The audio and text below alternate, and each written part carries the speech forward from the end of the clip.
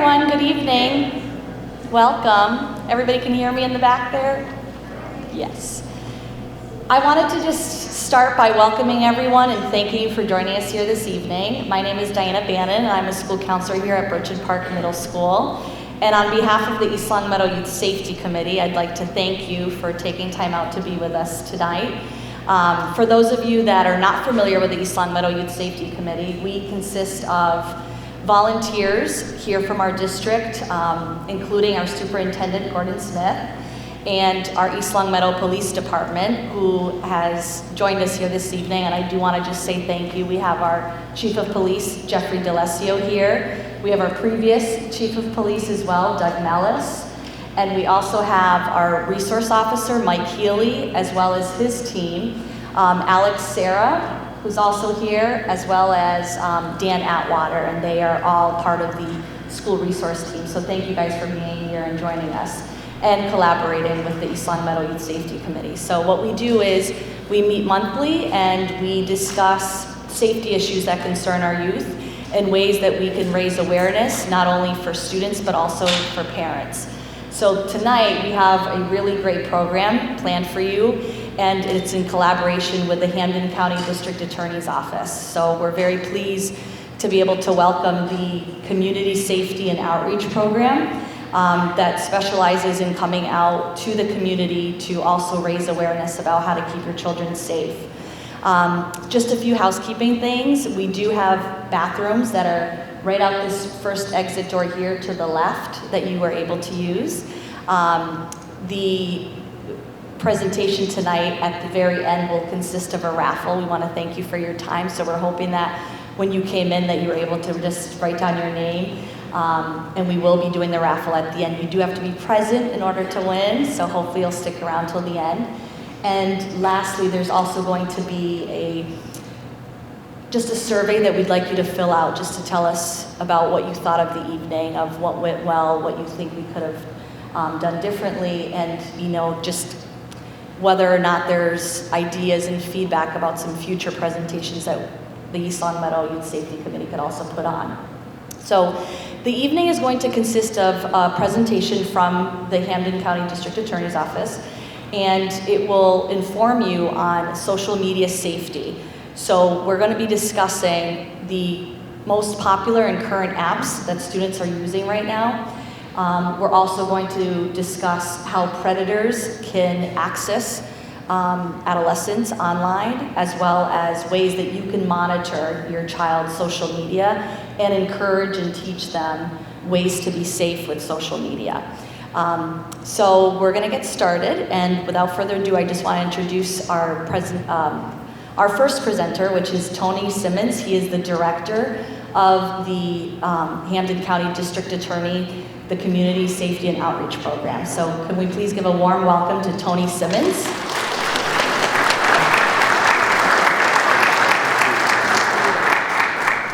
Good evening.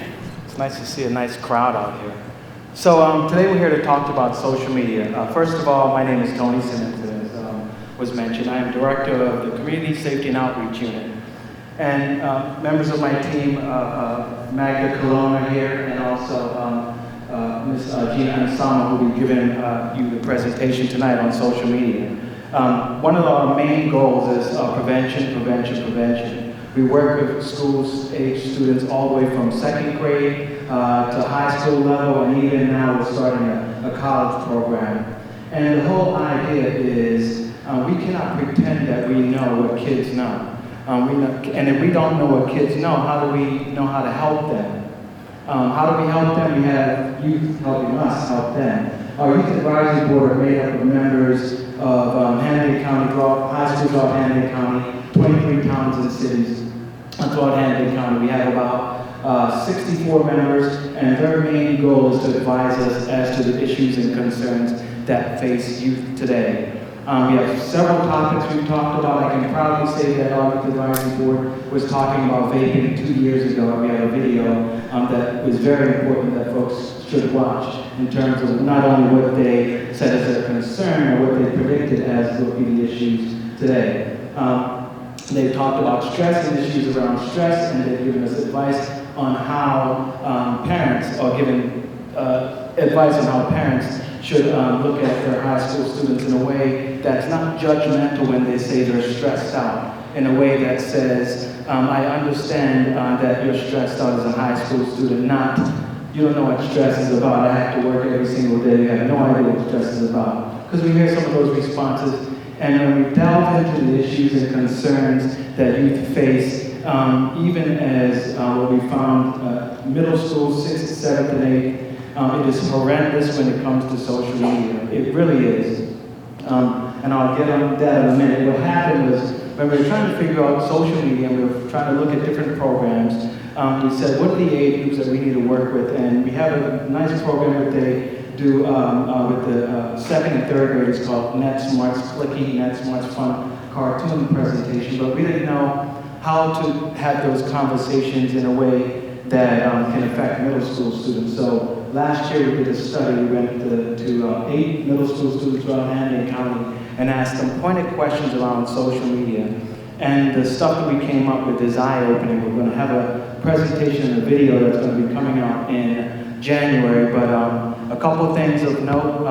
6th, 7th, and 8th graders are constantly asked for their passwords and share their passwords constantly, even as low as 5th grade. And that's a big issue. Every single place that we went to, and it's only an issue because that opens up the floodgates to harassment, to folks hacking into their phones. They befriend someone that they come into the 6th grade, as young as 6th grade, and they'll say password for password, or give me your password, I want to help keep your streams alive, or whatever. And that happens commonly. And what also happens commonly is those kids get in a fight, and they argue, or they have a falling out. And then what follows is the kid gets his phone hacked because the person who has his account, his friend, will lock him out of his phone and then say things and send them out to other kids. And that's happening constantly in our 6th, 7th, and 8th graders. And when we do a video, when we have that presentation completed, we'll be happy to bring it to the school. As it stands today, when it comes to social media, there are several concerns of which we're going to talk about that parents really need to be aware of. First of all, you need to understand that your kids know way, way more than we do, than we will ever do about phones. There's no way that you will ever know. These kids are on their phones 24/7. That's good and bad. Bad because they can get into a lot of trouble. Good because what we realize is that they also know how to protect themselves. They constantly are on the phone or on social media trying to find out who's talking about them, how they're getting left out, these social groups, constantly. That's what they're doing, and they're trying to figure out if they're being hacked because they're constantly being hacked. So they learn actually to identify some of these things. And as I mentioned in our report, we'll be talking about safeguards in terms of how kids can be safe and how we can use the advice of these students to help out other students. When it comes to the high school students here, their goal tonight is to inform parents. And they're here to talk to you, give you advice, and answer the questions that your high school students of their age would never give you the answer to. These are students from East Long Meadow High School, students from Science and Technology, and they'll introduce themselves as we move on.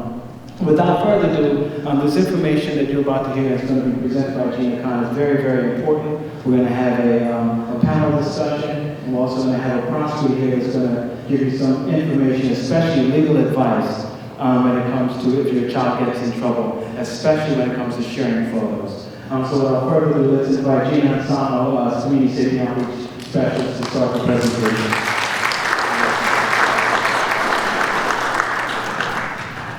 Hello, good evening. Thank you. My name is Gina Ansamo. Like Tony said, I work in the Community Safety and Outreach Unit for the District Attorney's Office with Tony, Magda, and Anthony, who couldn't make it tonight. But like Tony said, we're all about prevention. We cover a lot of issues from distracted driving, drug use, vaping, like Tony had said, and of course, social media. So we know that cell phones are here, they're around, social media is here, and it's around, and it's not going away anytime soon. If anything, it's probably going to become more common and more prevalent as it has been. So because this is the case and it's not going away, we really just like to talk to both students and parents about some of the apps that you see in your handout and some that I'm going to talk about today, just how to navigate them safely.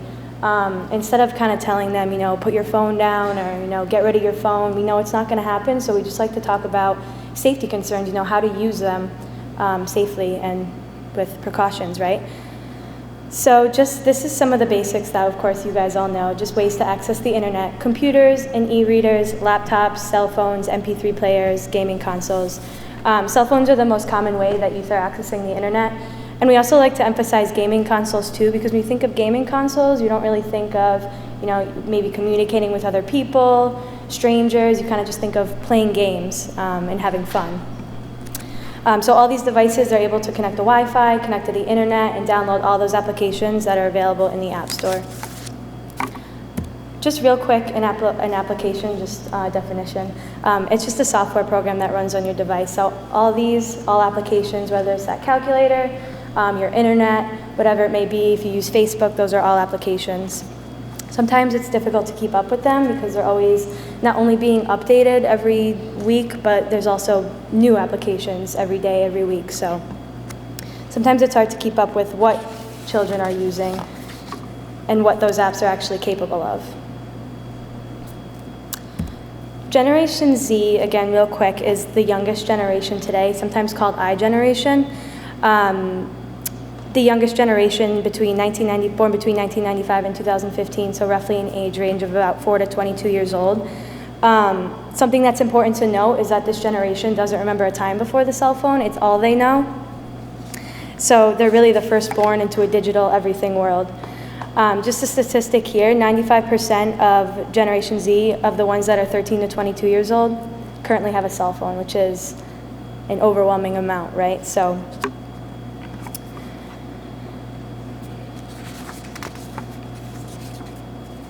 social media, we know that they're using it every day. It's where they connect, forge relationships, learn, document most aspects of their life. So like I said, it's really important to teach them how to do it safely.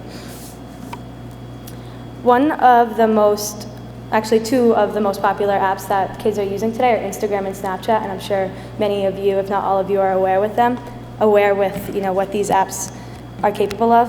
Instagram is a platform that lets users take photos, share those photos with a network of approved followers or to the public, depending on privacy setting. And then Snapchat is a mobile messaging application used to share photos, videos, and text and drawings. So both of these are free to download, and something that they have in common is that they both have a location sharing feature. Starting with Instagram's location sharing feature, it gives users the ability to geotag a photo. So what that means is that when they're going to post a picture, Instagram gives them an option to put the exact location on that photo. When the geotag is clicked, as you can see up there, it'll take you to a map to see that exact location down to latitude and longitude. The good news about Instagram's location sharing feature is that it gives you the option to add it when you post. So that's why we kind of look at Snapchat, and we see this one as a bigger concern, Snapchat's location sharing feature, which they call SnapMap. So SnapMap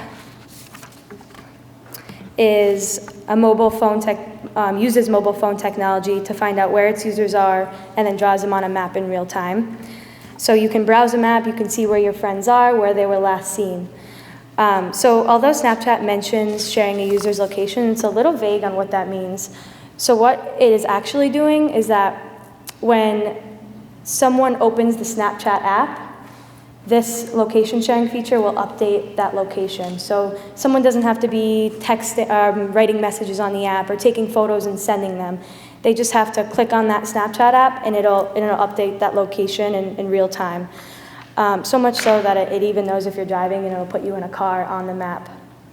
So if someone's not being vigilant about who they're adding on Snapchat, it kind of raises the question, who's actually tracking their location. If people are adding and they're not looking to make sure that they know these people and that they're just, they're adding strangers, it really raises the question, who's tracking their location.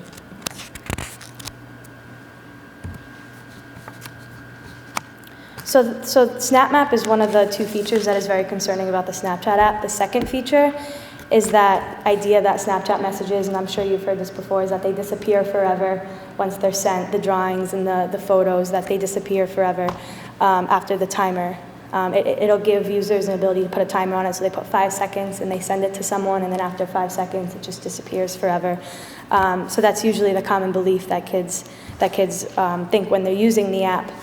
And they did claim that that was the case. However, of course, we all know that nothing on the internet and nothing that you post or send is ever entirely deleted. So the Snapchat app, obviously, it never goes away. It stores that media, those photos, under a folder deep within the phone, making it a little more difficult, but not impossible. And they have been retrieved before, those photos from Snapchat.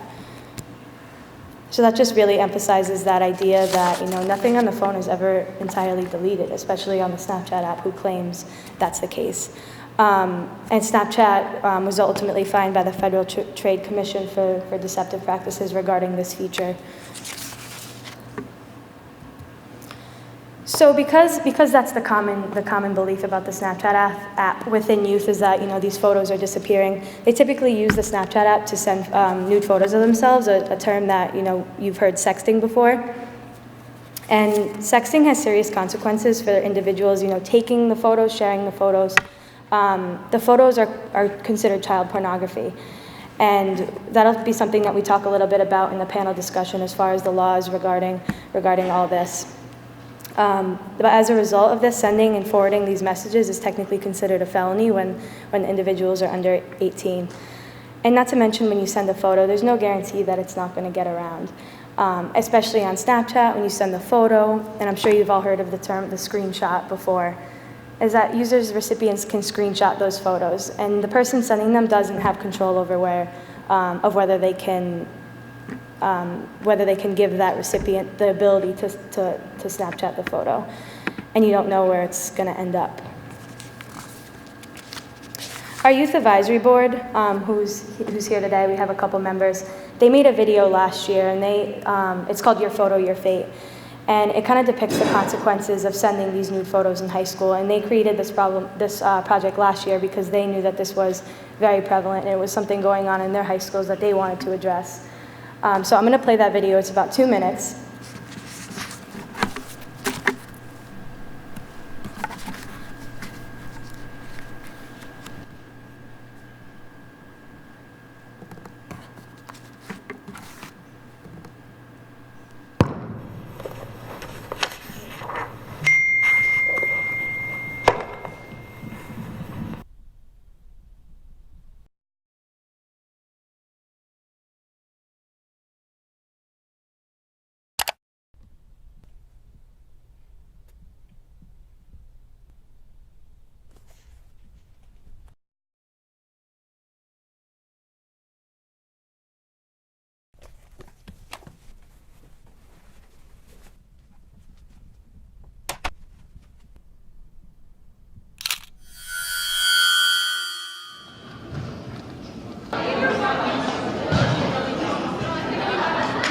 Watching the Patriots game this weekend. Dude, you can't miss it. Yeah, I'm so excited. I feel like Tom Brady and the Patriots really have a good chance against the Chiefs. Yeah, not as many people are injured. Everything's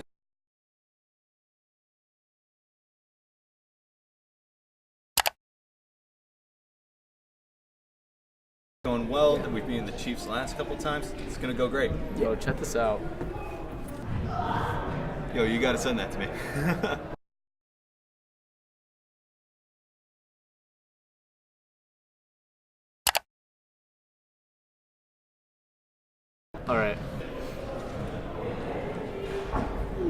All right, there you go. You got it. You gotta send that to me too.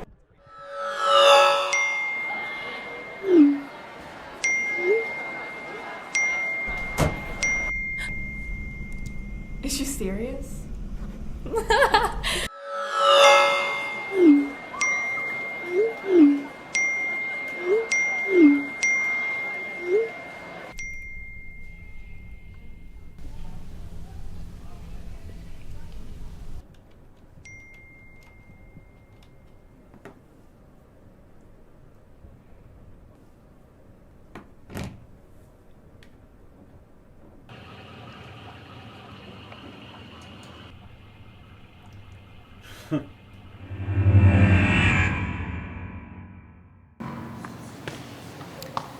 So unfortunately, that's real life, and a lot of the times that is how it starts. Sending one photo in school, one person shares it, the next person shares it, and so on and so forth. And that's a lot of the times how it happens, unfortunately.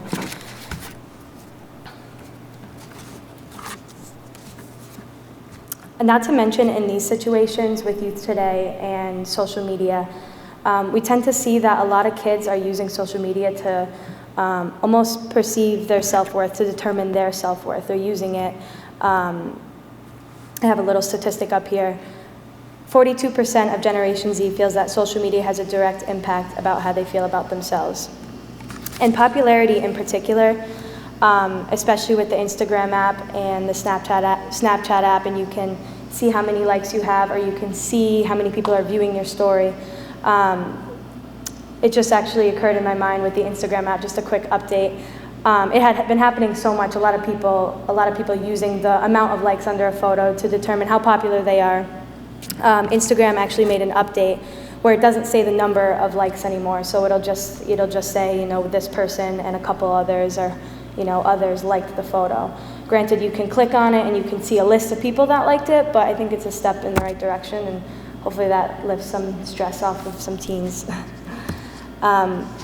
Very similar, 42% of you say social media affects how people see them. Again, that's that whole popularity aspect there. As far as what kids are posting today, and we all know this, students are already ready to start applying to colleges. What they post can really cost them a college opportunity. 26% of college admissions officers are using social networking pages to research applicants. So if a student's profile contains foul language, or that red Solo cup, or nothing but parties that they go to every weekend, it's not unlikely where that college application could be quickly declined. Same thing goes for job opportunities. So this is even, a larger percent, is overwhelming. 70% of employers use social media to screen candidates during the hiring process. So again, seeing an applicant with inappropriate photos, again, those red Solo cups or vulgar vocabulary on their social media can really ruin their chances of getting a job. With this whole idea, luckily, if kids are being mindful about what they're posting online, they have control over that, making sure that everything that they're posting is appropriate, going through that checklist. Something that they don't have control over is those people that are on social media for the wrong reasons. And those are predators who lurk on social media to target kids. This is why we really like to educate parents and students about apps that put them at the risk for predators. One of them being this app here, Kik. For anyone who's unfamiliar with Kik, it's one of the most popular messaging apps today. It's free, it's easy to use, making it very attractive to young people. And you also don't need a phone number. You don't need a cell phone to message other people. So if you have a Wi-Fi connection, if you remember earlier, any of those devices, those e-readers, those iPhones, or the iPods rather, that aren't connected to a phone number, they can message other people, which makes it also very easy to use the app anonymously to not know who you're talking to.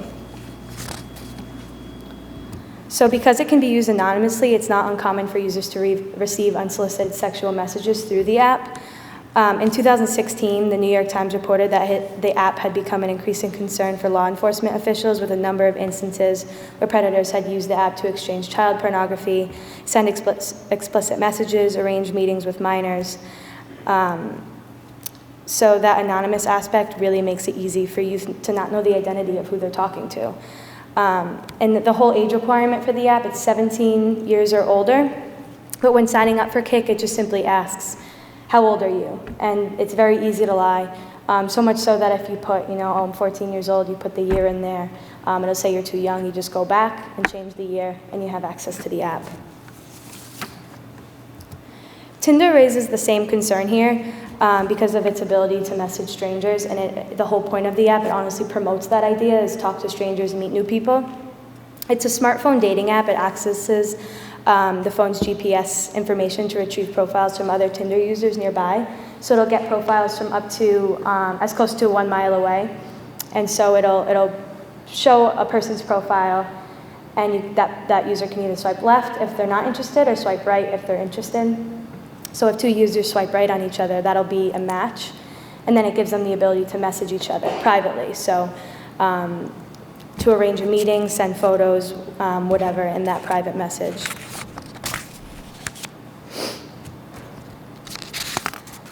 And Tinder tends to have that reputation for being used mostly for hookups, sexual encounters. This was just my own research. I went into the App Store to look up Tinder and see what the reviews said.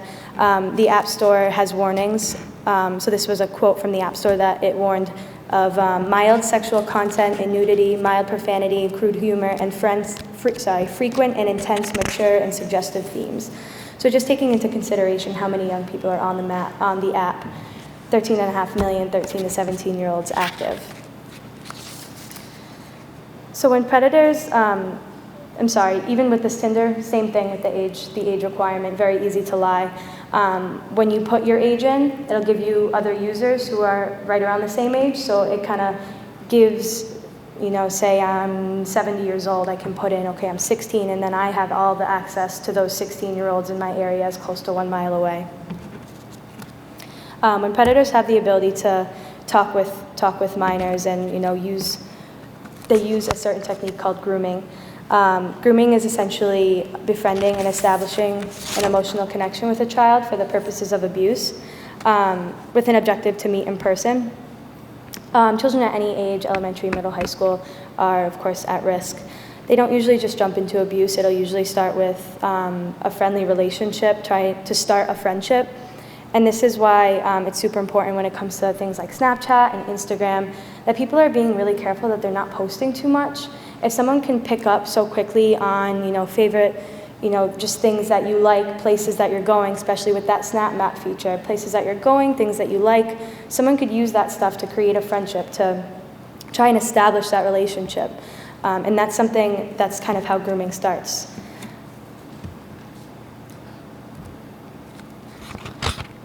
Predators will typically say that they're the same age of the child, of course. They'll use sexually explicit conversations to test boundaries, affirm feelings and choices of the child, and telling them that no one understands them like they do. That's the whole gaining trust aspect of it. A lot of the times they'll try and have them rebel against parents, all part of the gaining trust.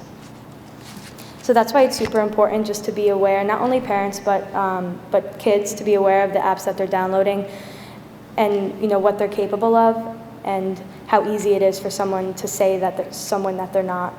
As far as the Snap Map feature of the Snapchat app and the location sharing, there is a way to disable that feature that I failed to mention. You do have that information in the packet, and I know that some of you don't have the packets, but I promise we're going to get them to you. But you can shut that Snapchat location sharing feature off. You can shut the Instagram location sharing feature off. You can shut location off for the entire phone on an Android or iPhone.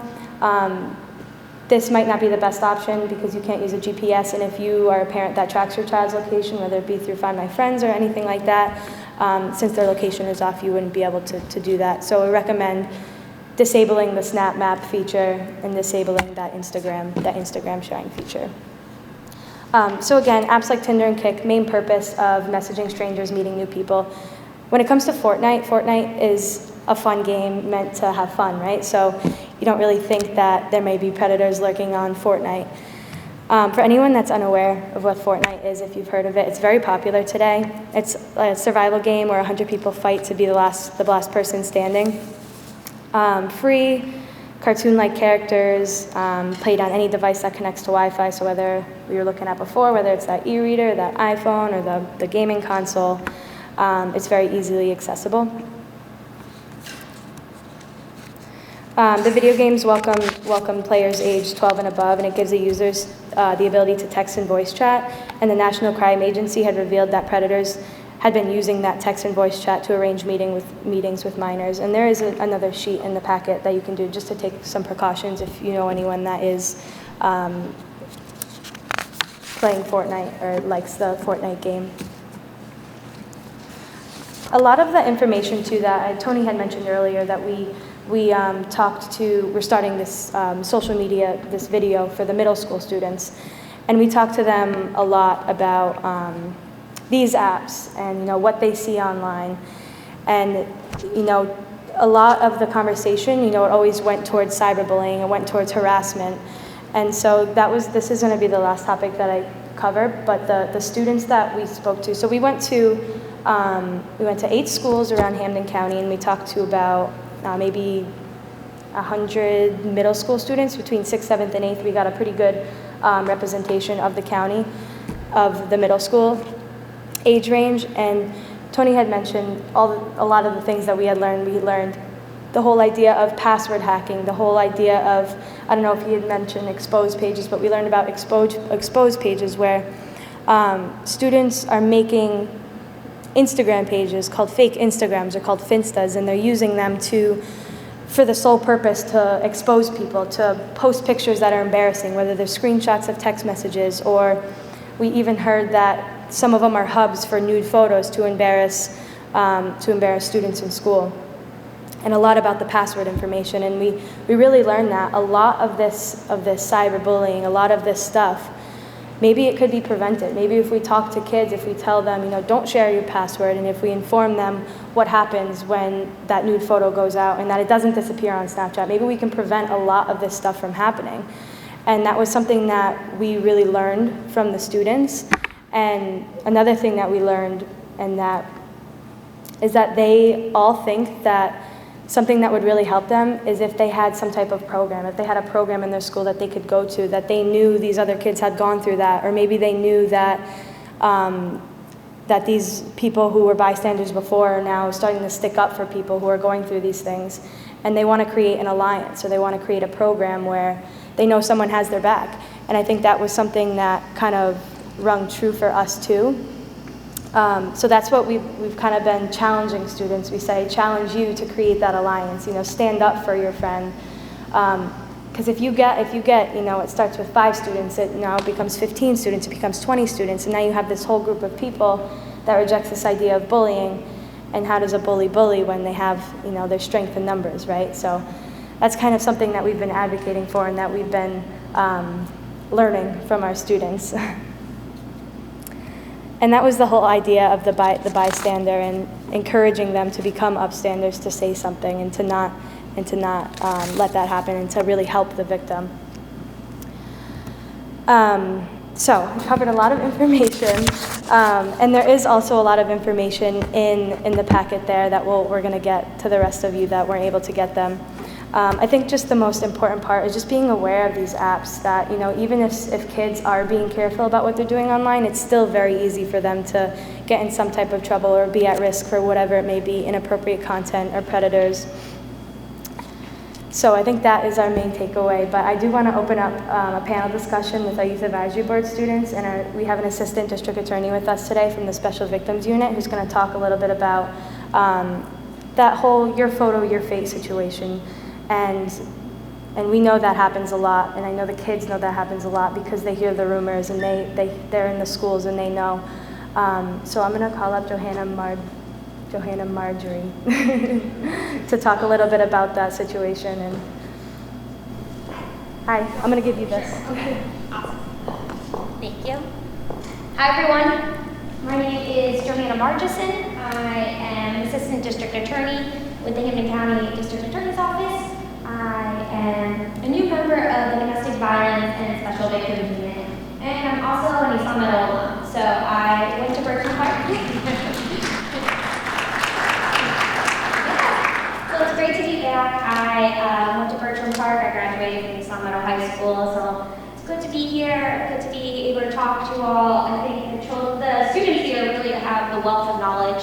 But this is an opportunity to kind of ask questions, and also kind of fill you in on what I typically see in district court, because some of these apps, they do appear. They appear pretty regularly, and these are things that you all need to be aware of, your kids need to be aware of, and it's a good time to start having those conversations. So, you have questions?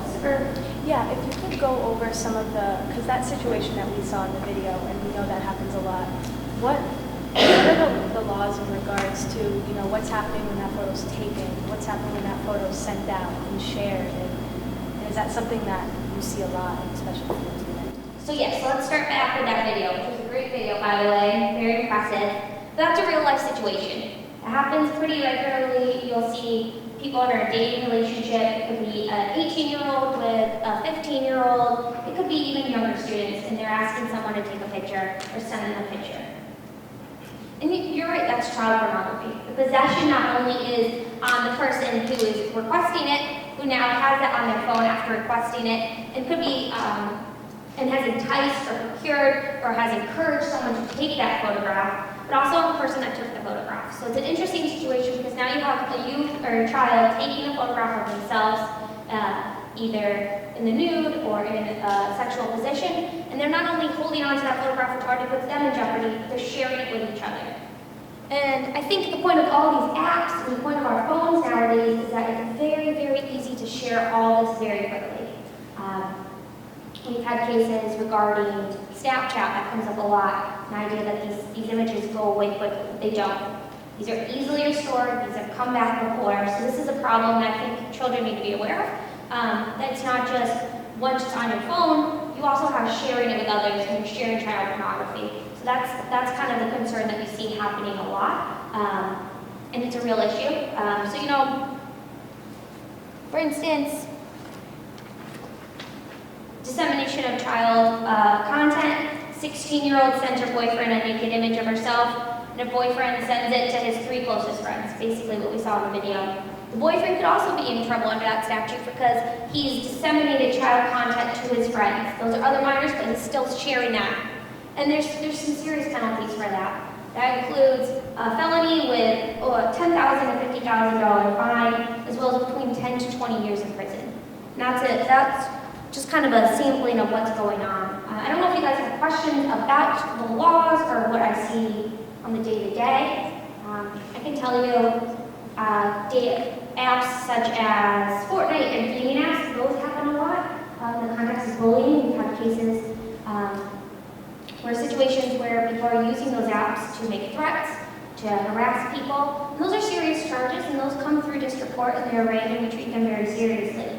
So it's not only just child pornography charges, but it's bullying, it's cyber harassment, it's bomb threats. These are all real things that children or youth might be facing or might be dealing with, but it has serious consequences beyond what they might really know. So it's important to kind of educate them about all these apps. I know it's not mentioned here, but there's been an influx of cases with driving or share apps like Uber or Lyft, where you might not know who's in the car. So that's also another app I would kind of monitor about. No problem. Go for it. I'm going to go ahead and have our youth advisory board introduce themselves. I'm going to have you guys stand up so everyone can see you. And also let that.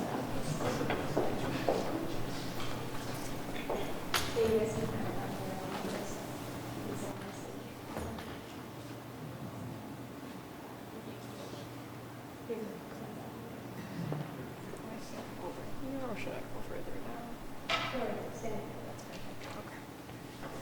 Okay. Say your name and let's go. Hi, my name is Tigis Tarefa, or TG, and I go to the Science and Technology High School of Springfield. Hi, my name is Caleb Mikhailo, and I go to Science and Technology. Hi, I'm Dylan Docinos, and I go to East Long Meadow High School.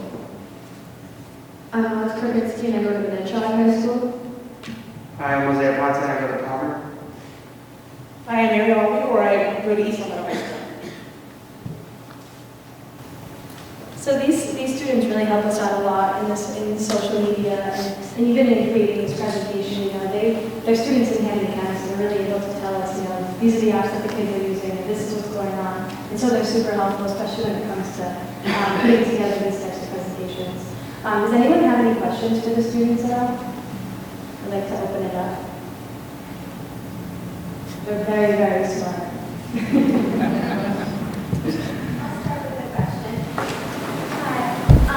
If you were parents, what age would you let your child have the phone?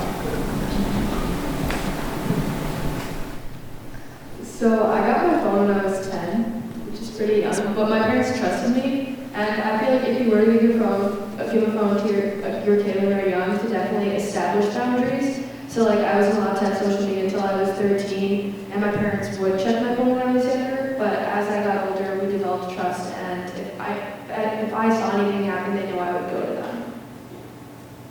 If anyone else wants to chime in, that's fine. Jose's looking like he's microphone hungry. So I got a phone at the end of 7th grade, so it was a little later, and everybody else had phones around me, but my parents were like extremely strict, and they told me that I couldn't have social media, and even if I did have social media, there was no way that I could ever post anything on it, and I could only use it like as a messaging system. But because, as she said, they like established the harmful effects of what social media could do to my future, I didn't really do anything wrong with it. Ariel? I wouldn't say it's necessarily age, much as a matter of trust. You have to know your kid and be able to be sure that your kid is aware enough to use social media properly. And as I said, I think an increment would be a good idea just to check in with them, especially if they're very young. I got mine very late because I didn't particularly want a phone. I had a very strange childhood. And so I didn't really care. So they trusted me not to do anything stupid, but you would never know unless you absolutely are certain of your kid, unless you talk to them. Anyone else? I'll go over here and then I'll go over here. Yeah, we'll go over here and then I'll go over here. So my question is how old were you when you first got social media? And now that you're older, when you look back at that, do you think that age is too young?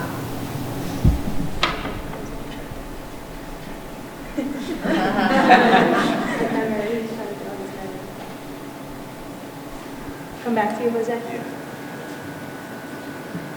I was 14 when I got it, and I don't really regret it, because like my parents really didn't care like when I got social media, but like I just didn't really care much about it, so just like one day I just downloaded it and I was like, that's pretty cool.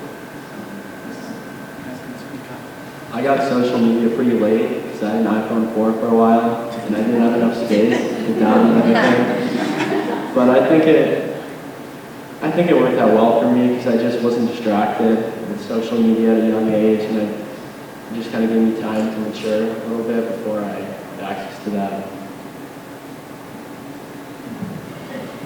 See, I got social media when I was like 13, 14. It was just the new norm in everyone.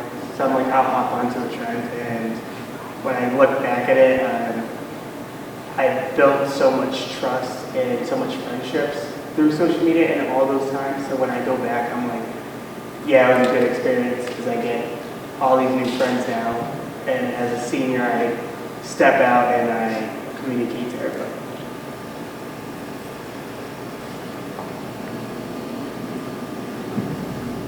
I got social media when I was probably like 14 or 15, so last year.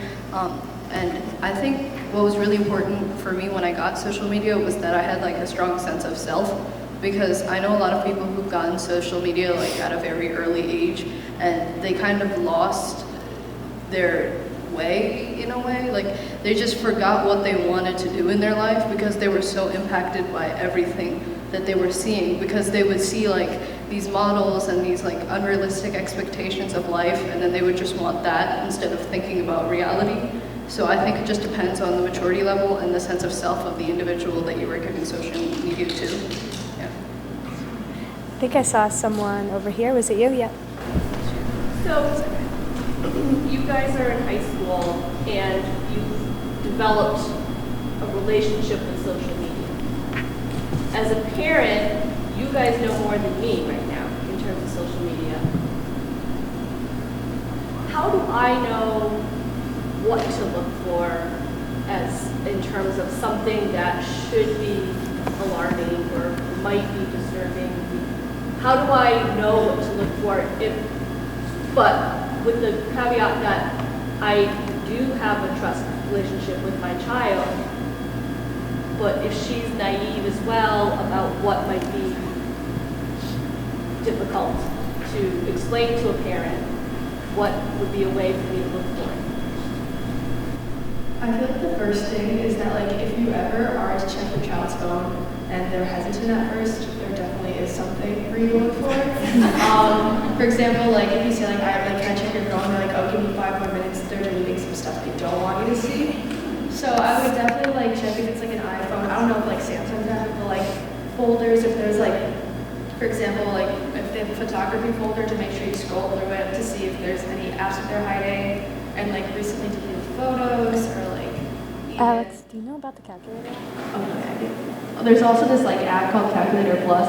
It looks like a calculator, but when you open it, you type in like a 4-digit code as if you were to type into a calculator, and it opens up this vault where you can hide photos and videos. So it looks like a regular calculator app. Like on the iPhone, I know it looks so like exactly the same way, except the title has a plus next to it. So if you see two calculator apps, something's up, definitely.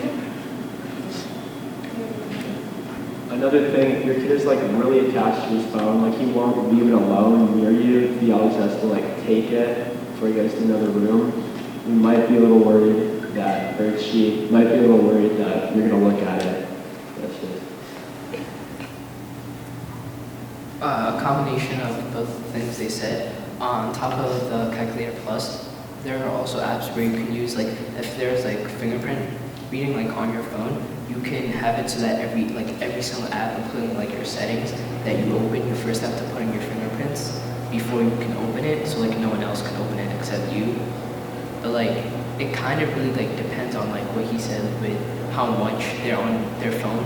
It depends on what they're doing on their phone, because if they're like, every time you see them, if they're doing, like if they're on social media, then yeah, there's probably a problem. But if they're like reading an article, which I really doubt, but like if they're like reading an article or something, then I guess it's fine, but.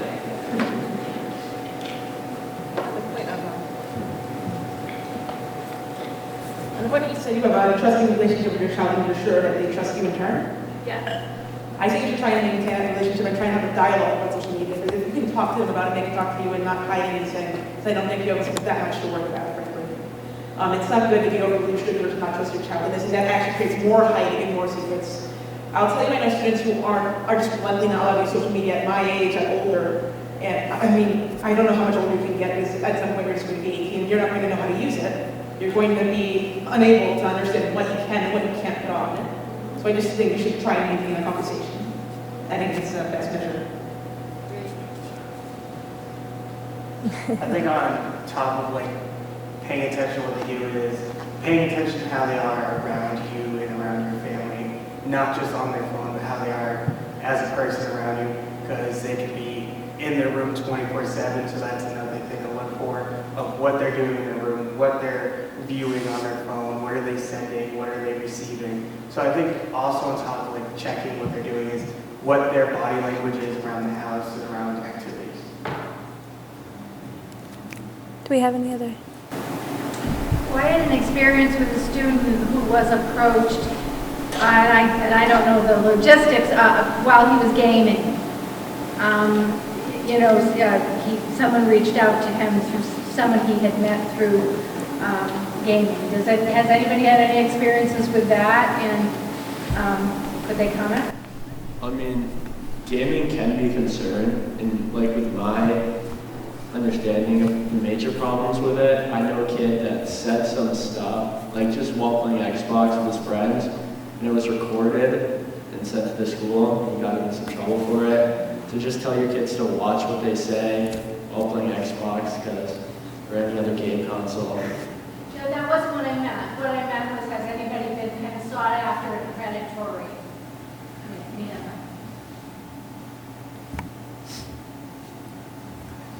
I mean, I personally have never experienced it, or like don't know anyone that's like that has experienced it. But like in theory, it is possible. Like it could happen. I just don't really know like of any. Does anyone have any other questions? I know you kind of touched upon Instagram and Snapchat, but one thing that seems to be kind of popular right now is the TikTok. And I don't think they're doing the way to kind of inform us about the parts of that. TikTok, actually, do you have a folder on you? I think that actually might be one of the apps in there. Do any of you want to speak on TikTok? All of you? TikTok, which used to be called Musical.ly, it allows you to make kind of like short videos. I don't know the exact like second count, but you can make a bunch of short videos, and the videos range from like, just like fun dog videos to like extremely like sexual videos. And that's why I feel like TikTok, first of all, most people don't talk about it as much because it just seems like one of those easy, like fun apps, kind of like what Snapchat was before people started realizing how bad it was. But TikTok does have like a really dark side of it, like most social media does, where people just like upload a bunch of sexual stuff on TikTok.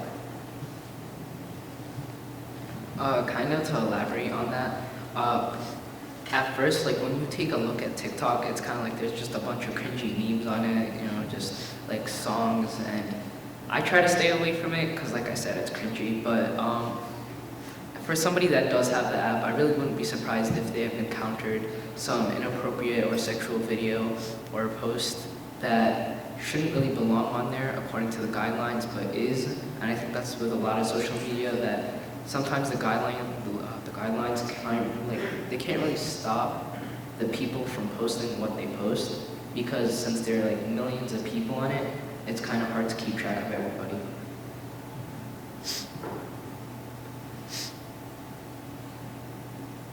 Any other questions? Unless you wanted to touch base on TikTok real quick. I mean, I guess I don't have a lot of experience with TikTok, but it's a major distraction right now. Like I have a lot of people in my classes who are TikToking in class actually. And So it's a verb. It's a verb. I mean, I guess with all social media, you can post some questionable things on it, which if seen by, I don't know, maybe like if you're applying for a job, could definitely impact your chance of getting that job. I feel like it honestly depends on the way you look at it, because like I know someone who's actually like a TikTok rep at their school, like Norwich, Ashley actually is. So like basically she helps bring her like school together, I guess, at like different events. But although there is a dark side, it also could be a fun app because I know like your friends could post things. It's like similar to Vine. I don't know if any of you guys have heard of it. It's been gone for a while, but it just depends on like who your kid's following and also what's on their For You page. But the For You page is made so that it's specific to like the recent videos you've been liking. So I don't know. I guess it just sort of depends on like what they've stumbled across. Yeah, even though it has its dark side, you also do see the funny, fun side that comes with it too. And mostly if you look on the For You page, that's what it's mostly on. But then you'll stumble across one of those dark side videos. And honestly, you can always report it on the app, or you can just skip right through it and it would never pop up again. It is meant to be just a goofy, fun thing for teenagers to do, and people should be able to do that. They should be able to have fun. But I think that there are, of course, people on there you should be wary of, and so you should be aware of what you put on there. The other day I was at a party and I saw some people doing a TikTok, and it took them around half an hour to make a 30-second video, and it repeatedly revealed different things about themselves, and stopped, rewound, and said other different things that I thought were maybe a bit too revealing. And I don't know, that's just there. That's just on the app. It's out there for someone to see. And there are straight students who are great children, very capable students who haven't done anything really that bad. It's just if you want your privacy, then you should just track carefully. Don't step where guys look thin. I think I saw a hand over there. Yeah, so for example, let's say your 9-year-old is, I don't know how TikTok works, but I'm assuming like you put in funny dog videos, right? Is that what's going to come through your feed only, or is it like you only see what your friends post and what you post? How does it work? So there's like this like one page where you can slide back and forth, and it's people that you're following and the For You page. So the For You page, like for example, if you like a bunch of cat videos, you're literally only going to get cat videos with a few like viral posts that are going on, or if there's any sponsored videos. But for, like if your 9-year-old is following a bunch of people, that's all their videos are going to be seen on the following page. So even like older videos are shown. So that side, it just depends on who your kid's following.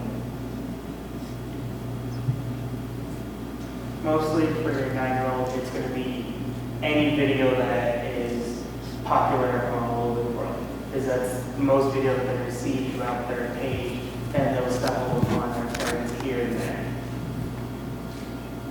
Diana? So we often encourage parents to monitor their the cell phone use of their children, to monitor the apps, their messages, things like that. So typically when they're younger, like middle school, parents feel a little bit more comfortable because they purchase their phones, they pay for their phones. But then there are parents that as their child gets older, they feel like it's a violation of privacy, and students tend to give them a hard time about checking phones. So what advice would you give to parents if they have a child who's being resistant and not wanting to share their phone, or using the excuse that like it's a violation of my privacy, I don't want you to read my messages? What do you think, and what would you advise parents? Well, the first thing I would say is, like, I know my parents have done this before, they ask to be paid for it. So, like, if I didn't pay for it, it's not my property, so they have every right to check it. Similar to, like, on school grounds, if you're on school grounds, you're the school's property, so they can answer to your things. So, you can just bring up that. Yeah, similar to that, you're under their roof, they pay for you, so if they want to look at your phone, you should be able to. But most importantly, it has to come with talking to the children, making sure that you tell them the reason why. You just worry about their safety on who's contacting you, what's happening, so they're not just out in the world and something happens to them that they never see coming on through Snap Maps, or when they post a picture on Instagram and it shows their location of the picture. I think one strategy you could use is just warn your kids that you're going to randomly check their phone. And like, if you do that, it'll motivate them to just avoid doing anything questionable overall on their phone. That way you won't have to find anything. It'll be awkward. So I think that honesty encourages honesty. So like, if let's say this person is just resisting, every time you ask them for their phone, I think it would be like really smart if you like sat down with them, explained to them why you want it, and then truly from your heart, like tell them why you think that this would harm them in their future. And then through your honesty, through seeing how much you care about them, most people would not mind giving you their phone. Usually resistance, it doesn't just come because they're teenagers, there's usually a reason. And also I think making the person feel safe, like giving their phone to you, because although to them it might be a violation of privacy, if they feel safe giving their phone to you, then they won't think it's a violation of privacy because they trust you enough to give you their phone. So we look at the phone as another extension of our life, right? Many parents here think they're still in the dark about what goes on with the phone and the internet and stuff like that. Probably a lot, right? You're kind of thinking, what's going on here? What's going on? It's so different years ago when your father or your parents were growing up, remember. Tell me who you were with last night. I'll tell you where you went. Remember those days? They tell you who your friends were. Well, when you hand somebody a phone, your kids a phone, you've now opened up the world to everything out there. And you really don't know where they go. So it's up to you as parents, me also, as I talk, to get involved in your kids, whether it's through talking and having a relationship with your kids, as where are they spending their time? And the phone will lead you to a lot of answers that you might be looking for.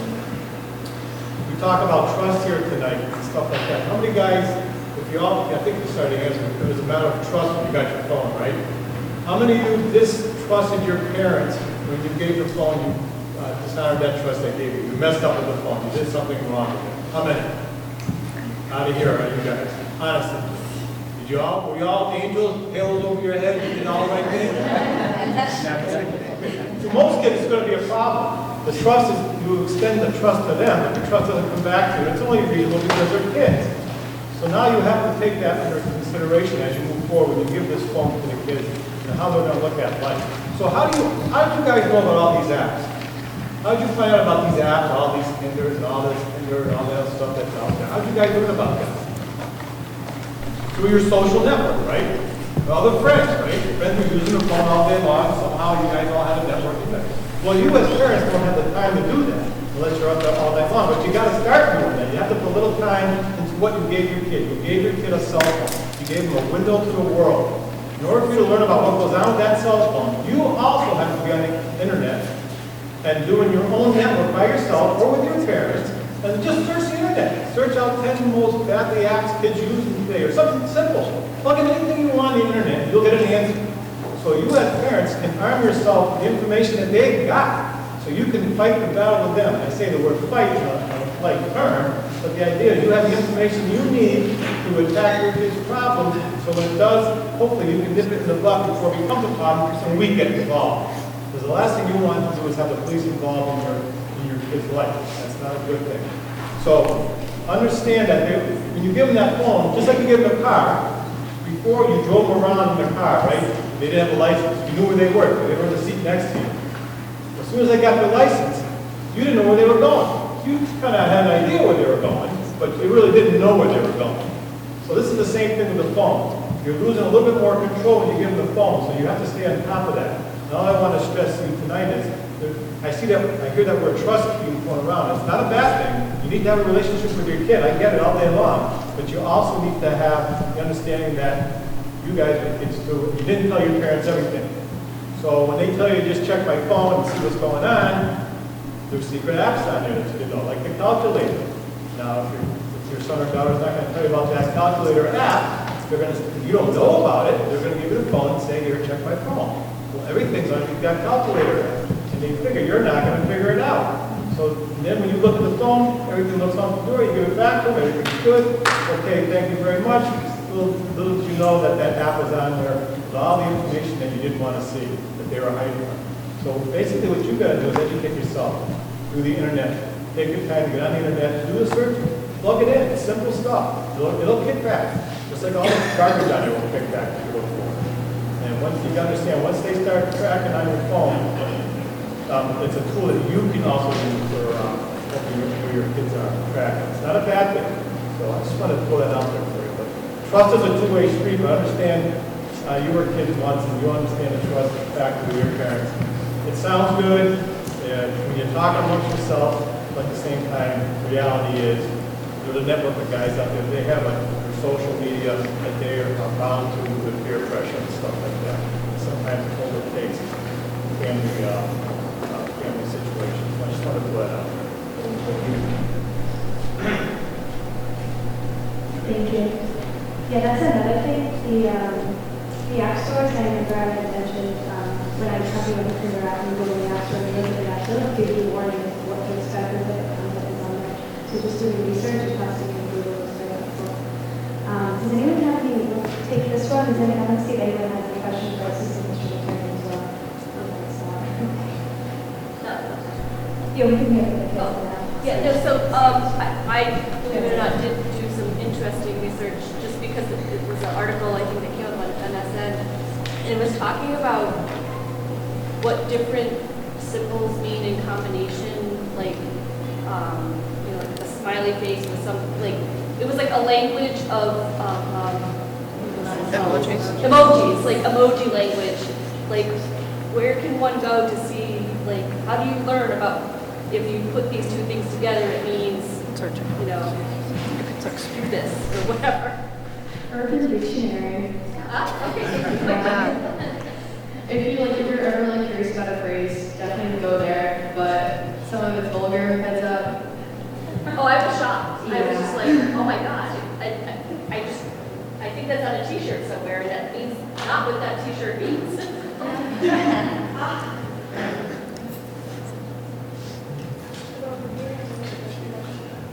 So when it comes to combination of emojis or certain language, I have no scope of understanding when it comes to that. I'm probably the same as you because for a long time I didn't really understand that kind of language. But then I realized I could just search it up and then I wouldn't have to be excluded out of conversations in which they were being used. Not that I'm usually in those conversations, but I'm just saying.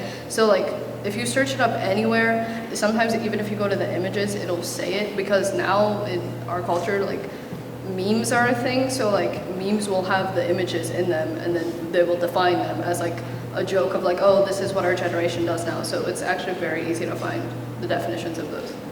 I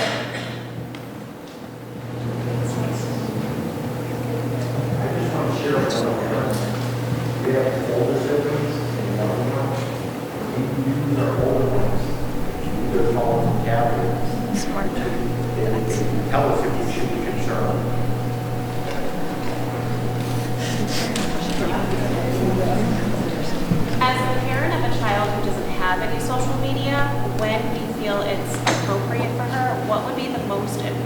things to warn her about before she gets it?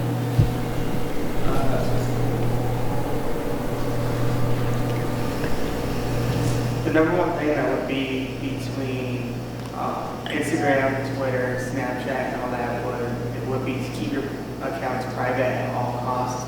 That way, no random stranger adds you and can send you anything bad. So if someone adds you on Snapchat, make sure you know who they are beforehand, because they can end up on your quick ads, which you might not know who the person is. They can just be friends of other friends. But always make sure that you know who's following you and who you're following back. Another thing is definitely I would try to teach them that overshare is not a coping mechanism.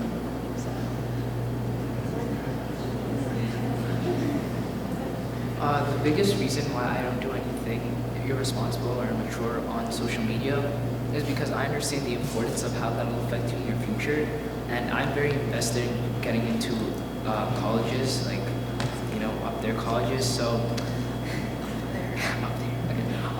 so I wanted to know what would hinder me. So another a way that would hinder me is if I posted or if I did anything inappropriate on social media, especially since nothing can be taken off the internet. If I did anything mature, I couldn't get into a good college, and I couldn't even get a job. So I think that would be important to let your kid know that it could affect you in a big way in the future, so you should be wary of what you do. So he's my brother, so our parents are the same because siblings. But so they told us the same thing. So when we were about to get our phones or social media, they hit us where it hurts, metaphorically. They asked us, what do you want to be? And then we told them what we wanted to be. And then they were like, you do know how this will affect you, right? Let's say you do this will happen. And children are smart to an extent, maturity levels, but they're smart. They have general understanding of how things will impact them because everybody's selfish in a way. But so if you explain to them, whether it be in simple terms or just logical terms, they'll understand how doing something foolish online is going to impact them negatively wherever they want to be, whether they want to be in sports or I don't know if they want to be a teacher. I don't know. I think one thing to say is just think about what you're doing and think about whether or not your parents would approve of what you're doing. And just that's a good thing to base whatever they do off of.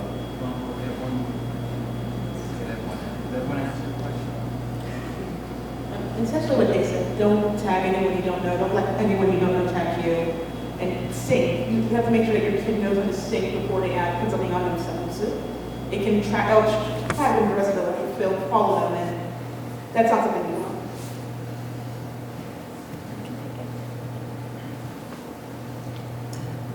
So unfortunately, I think we have time for one more question, and then we'll have to wrap up for the sake of time. Anyone? Go over here.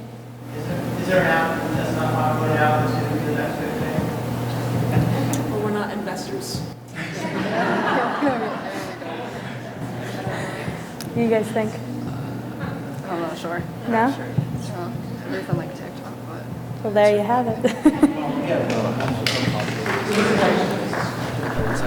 So these students are unbelievably mature, very articulate, fantastic candidates, so thank you for what you shared. This is obviously the minority, right? So what do we as parents have to be worried about within our friendship networks for our children that this may not be indicative of? Yeah. First of all, these students are incredible and they need a round of applause.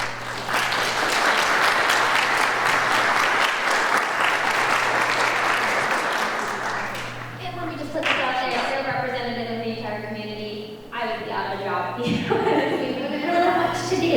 I think, speaking from own life experiences, you just have to be aware and have, much of what they said, open communication, honesty, and understanding that, these things are going to happen, so they also need people to go to. So not everyone's going to make the right decision the first time. Not everyone's going to know what to do. But having you as an outlet, having resource officers, having a police and a school that is open, that you can go to. So if a student receives something and you're like, Mom, Dad, I don't know what to do with this, I'm freaking out. Using the resources you have Because we're not going to be, you don't want to end up with us, and we don't want you to end up in our office either. We want to protect everyone as much as possible. So using these resources, understanding that the police and the school aren't here as adversarial, they're here to assist you, and that we're trying to build a community that can help each other, and then trying to teach that in your kids and in their friendships. And then just say, listen, you can't be responsible for everything that you get, or you may not know your friends, but you have to think wisely. In life, you gotta make those decisions. And then just having that communication that if something goes wrong, because sometimes it will, to come to you, to come to people that they can trust, to come to adults who have their best interests at heart. Because at the end of the day, that's what everyone wants, the best interests of all the children involved.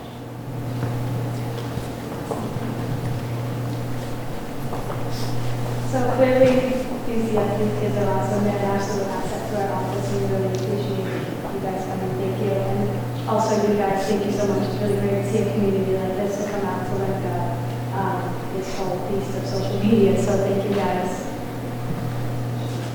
Have a good night.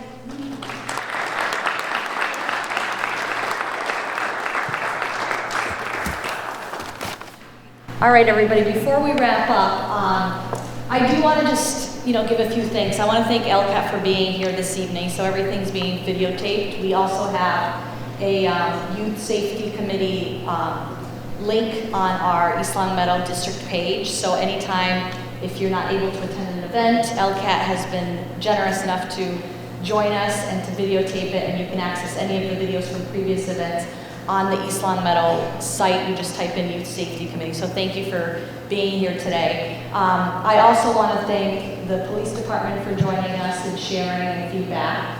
And obviously, I want to thank the collaboration of the Hampden County District Attorney's Office, as well as this amazing group of kids. So I do want to give another round of applause.